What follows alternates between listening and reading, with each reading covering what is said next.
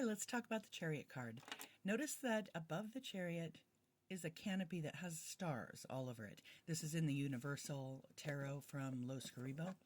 So we're looking at the Chariot card from this set, and it's just a Major Arcana borderless tarot deck. But the stars above him, maybe this is someone who's very driven towards their goals. And the black and white Chariot polars may indicate that they've found a good work and life balance in doing so, in being so driven.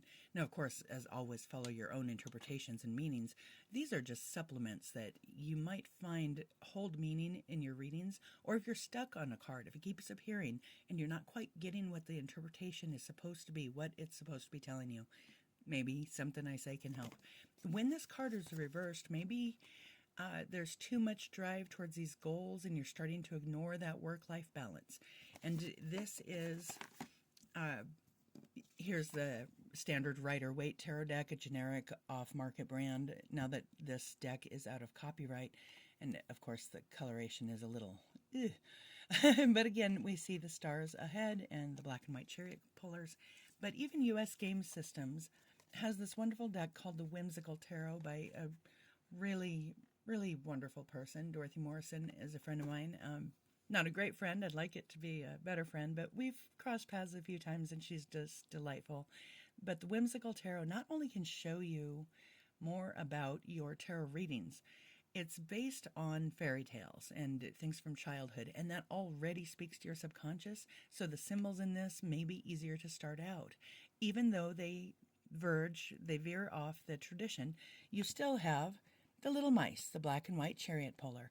And above, although there's not a guiding star, maybe that castle is your happily ever after. And castles in the tarot very often are represented as your goals, as the place that you're headed towards that is safe, secure, and happy and prosperous. You could also see the moon as indicating that. But again, the Chariot card is really interesting. Now, something strange happened this week, just a few days ago. A friend of mine, I went to work to do tarot readings at the parlor in downtown Hot Springs, Arkansas. And a friend of mine asked me to throw a couple of cards and didn't want to tell me what was going on. And I pulled from two different decks. And first he drew the Chariot card. Then we laid out the cards for his reading with another deck, and the Chariot card came up front and center for the present. And along with the other cards indicated I knew that he was going to be having to get a new vehicle. And of course, remember, I wasn't fully awake yet. But on top of the Chariot card came the Three of Swords reversed. And this is the first time this card combination indicated that there was a car accident. And I think what I was overlooking was I'm normally looking for something that might indicate injury, like the Four of Swords or maybe the Nine of Swords, even the Ace of Swords. It never occurred to me because I so frequently associate the Three of Swords with third-party interference in something, particularly in relationships, like a broken heart. But in this case, the Three of Swords reversed was talking about insurance companies and the fight over who's going to pay what. So that's it for the Chariot card today. Blessed be.